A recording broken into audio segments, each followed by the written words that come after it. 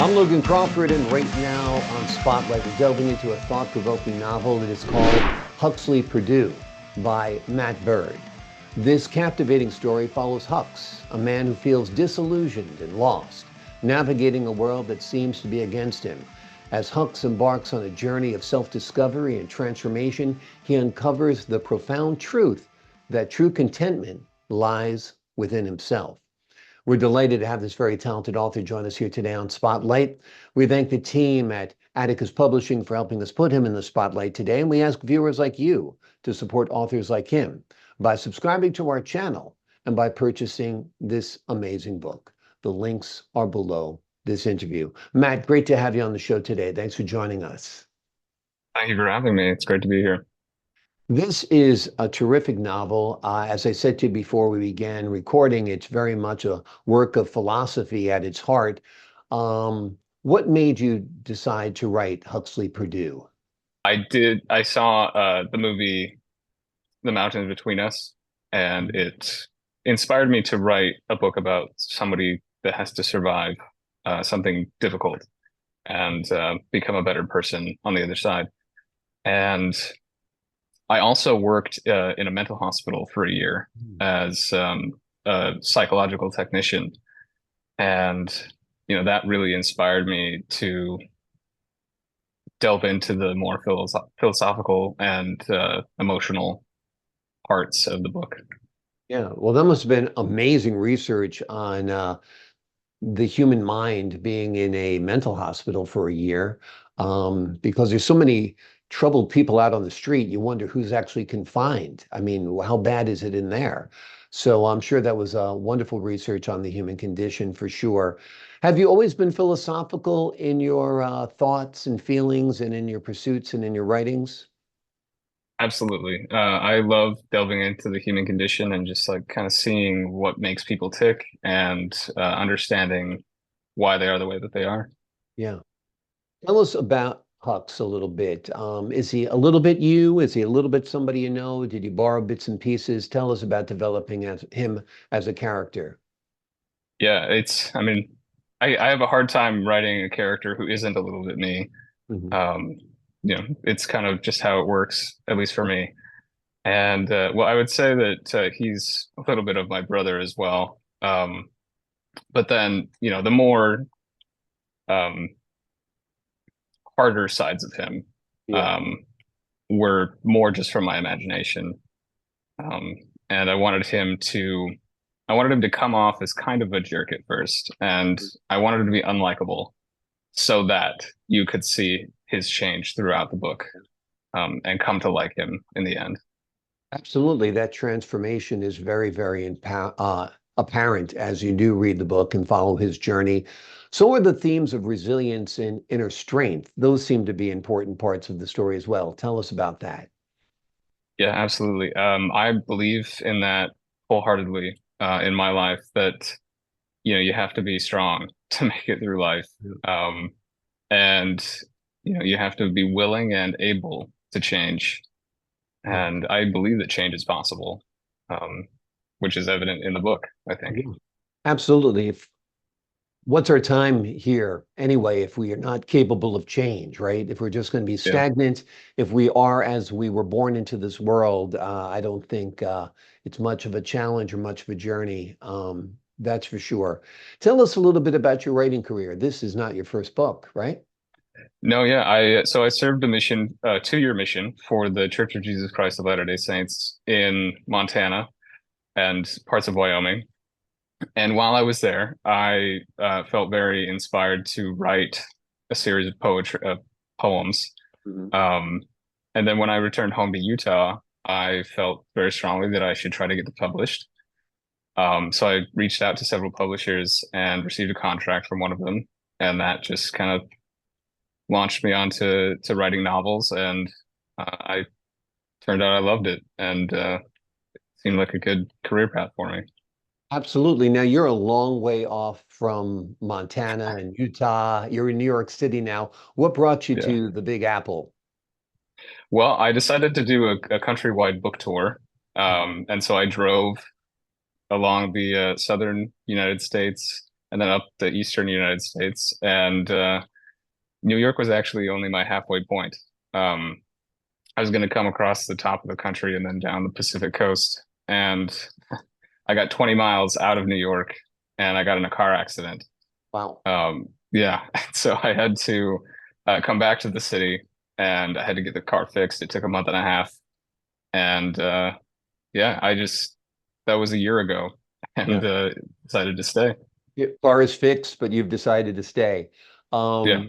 How do you like it versus living out west? I mean, it's a completely different lifestyle from Montana or Utah or wherever, right?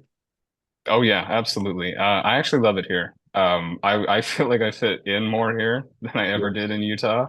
Yep. Yeah, I love the city and the buildings. I love Central Park mostly. I write there every day. Wonderful. Yeah. It's lots of inspiration in New York City. There can be a lot of noise and confusion, of course, but once you're Yeah. in it, you actually can find your peace, and you can actually find that people are much, much nicer in New York City than anybody gives them credit for. They're as Oh good yeah. and as kind as your neighbors out west, that's for sure. Tell us, will there be more adventures for Hux Purdue, or what are you working on now? So this is just going to be a standalone. I won't be doing any more books with Huxley, but right now I'm working on a book called Bars and Notes. It's a similar story, type of story. It's about a guy named Emery, and he finds out that he's dying. Hmm. He has cancer um, in prison, Hmm. and he's released on the condition that he attends therapy twice a week to deal with his impending death. And after a little bit, he starts receiving letters from a 17-year-old kid, and they kind of form a bond. And the the kid helps Emery deal with his death and realize that no matter how much time you have, it's worth living. And Emery helps the kid make better decisions than he did and live a better life. Sounds great. Sounds like an interesting story. We're all dying. We just don't know when. I mean, Yeah, that's what it comes down to. He it's knows true. that it might be whatever it is, 6 months or a year or two, but who knows what's going on with life. Unfortunately, that's part of it. So you're very interested in examining parts of life and the human psyche and the human condition, and examining what it's all about. Oh, you're good. Huxley's journey reflects on the common struggle of feeling disillusioned in life, don't you think? Absolutely. Yeah. I mean, he has an idea of what he wants life to be, and when it doesn't turn out that way, he gets mad and Right. resentful. But then through his hardships, he learns that what he had was actually really great. Yeah. Now, true contentment lies within himself. Explain that a little bit. Yeah. So, I mean, really, nobody can make you happy. Mhm. You can only do things yourself that will inspire happiness in you. And you can help other people be happy, but you can't make them be happy. And so it's all up to the individual to really find contentment and understand what makes you happy. Mm. Do you feel that people are born with a set point for happiness? Some people are happy despite their circumstances, and other people are unhappy no matter what their circumstances are. I think that some people probably are born a little bit more optimistic than others, Mhm. but I would say that it's mostly based on how we look at life. Yeah. And I mean, I believe that a person can change the way that they see life um, just by changing how they think. Yeah. And yeah, Agree. Jim Carrey, the great philosopher and comedian, has a great line that I saw in an interview one time. He said, I wish everyone could be rich and famous, at least for a day, so they could see that's not the answer. yeah, Yeah. And that's kind of what you're getting at as well. It doesn't matter the trappings, it doesn't matter the environment. You have to find the peace within yourself if you're going to find happiness.